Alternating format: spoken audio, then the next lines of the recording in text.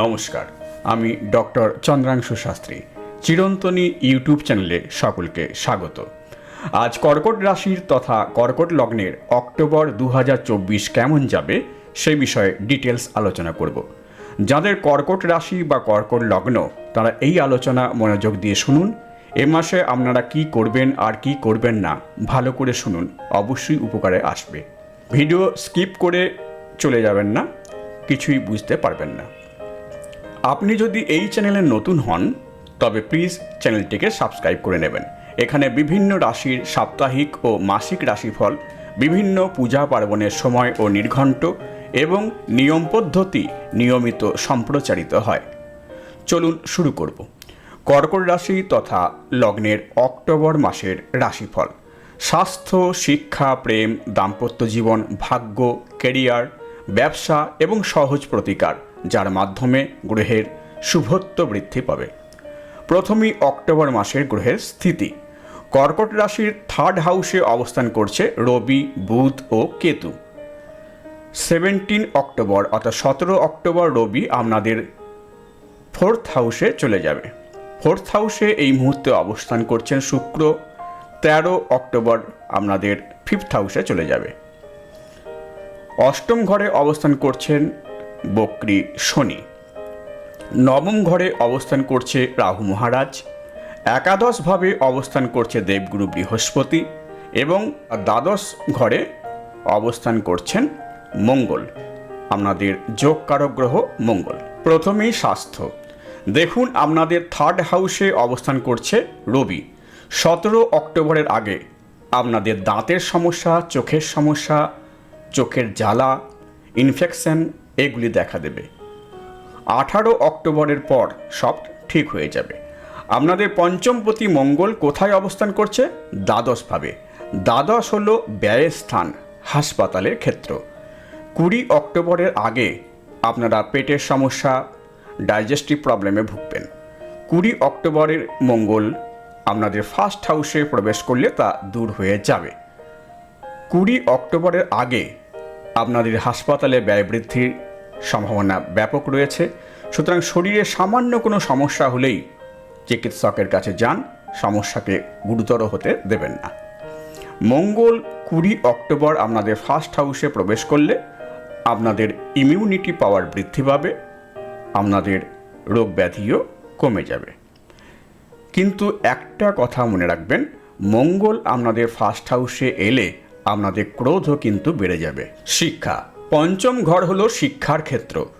আপনাদের পঞ্চমপতি মঙ্গল দ্বাদশে অবস্থান করছে, ফলে এ মাসে 20 অক্টোবরের আগে পর্যন্ত লেখাপড়ায় মন বসবে না। পড়তে বসে পড়ায় মনোযোগ বা কনসেন্ট্রেশনে ঘাটতি ঘটবে। বিশেষত পড়াশোনায় বসার পর প্রথম দিকে মনোসংযোগ ঘটানোর ক্ষেত্রে সমস্যা হবে, তবে মনোসংযোগ একবার করতে পারলে তা অত্যন্ত ফলদায়ক হবে। প্রেম সম্পর্ক। পঞ্চম ঘর প্রেমের ক্ষেত্রে গুরুত্বপূর্ণ। পঞ্চমপতি যেহেতু দ্বাদশে অবস্থান করছে, সেহেতু অক্টোবরের 20 তারিখের আগে প্রেম সম্পর্ক ভালো যাবে না। পঞ্চমপতি মঙ্গলের দ্বাদশে অবস্থানের অর্থই হলো প্রেমের ব্যয় বা প্রেমের নাশ। যারা ইতিমধ্যে প্রেম বন্ধনে রয়েছেন তাদের পরস্পর রাগারাগি, মিসআন্ডারস্ট্যান্ডিং দেখা দেবে। পঞ্চমভাবে শনি দৃষ্টি, পঞ্চমপতির দ্বাদশে অবস্থান, সামান্য কথাতেই অশান্তি হবে। আপনি বুঝতেই পারবেন না কেন এমন হচ্ছে। তবে দেবগুরু বৃহস্পতির পঞ্চমে দৃষ্টিদানের ফলে প্রেম সম্পর্ক ভেঙে যাবে না। 20 অক্টোবরের পর অবস্থার পরিবর্তন ঘটবে, তবে মনে রাখবেন 20 অক্টোবর মঙ্গল আপনাদের 1st হাউসে প্রবেশ করলে আপনাদের নিজেদের ক্রোধ বৃদ্ধি পাবে। দাম্পত্য জীবন। সপ্তম ঘর হলো বৈবাহিক জীবনের ক্ষেত্র। সপ্তমপতি শনি বক্রীভাবে অবস্থান করছে অষ্টমে। এখন সপ্তমপতি শনি যেহেতু বক্রী, সেহেতু ম্যারেড লাইফ কখনো ভালো যাবে, কখনো খারাপ যাবে। স্বামী বা স্ত্রী কখন অখুশি হবেন আপনি ধারণাই করতে পারবেন না। কখনো ম্যারেড লাইফে ইন্টিমেসি বৃদ্ধি পাবে, আবার কখনো দূরত্ব বৃদ্ধি পাবে। মঙ্গলের দ্বাদশভাবে অবস্থানে তার অষ্টম দৃষ্টি পড়বে আপনাদের সপ্তমে। এর ফলে বিবাহিত জীবনে ক্রোধের বহিঃপ্রকাশ ঘটবেই। দ্বাদশে মঙ্গলের অবস্থান বিবাহিত জীবনের ক্ষেত্রে কখনোই শুভ নয়। সুতরাং 20 অক্টোবরের আগে পর্যন্ত যতটা সম্ভব নিজেকে কন্ট্রোল করতে হবে। মুখ বন্ধ করে রাখবেন, কথা বলতে গেলেই বিপদ বাড়বে।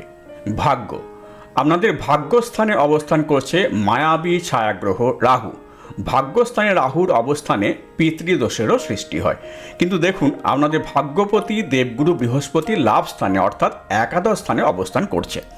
বৃহস্পতি আপনাদের ভাগ্যকে অনুকূলে রাখার চেষ্টা করবেই, রাহু আপনাদের ভাগ্যকে বিরূপ করে তুলবে।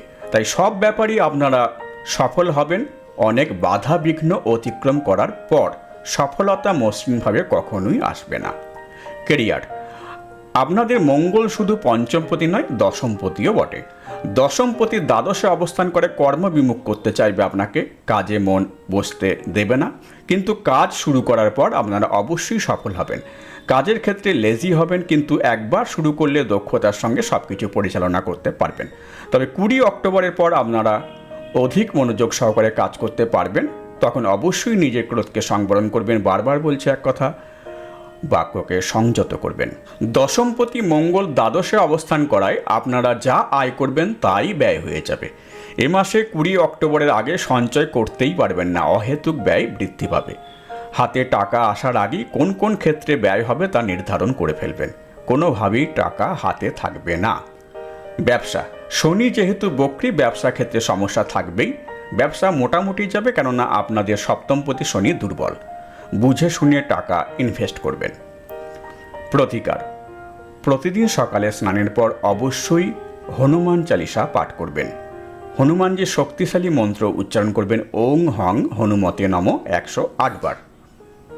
প্রতিদিন সন্ধ্যায় শনি মন্ত্র পাঠ করবেন, ওং শম শনাইশ্চরায় নমঃ 108 বার।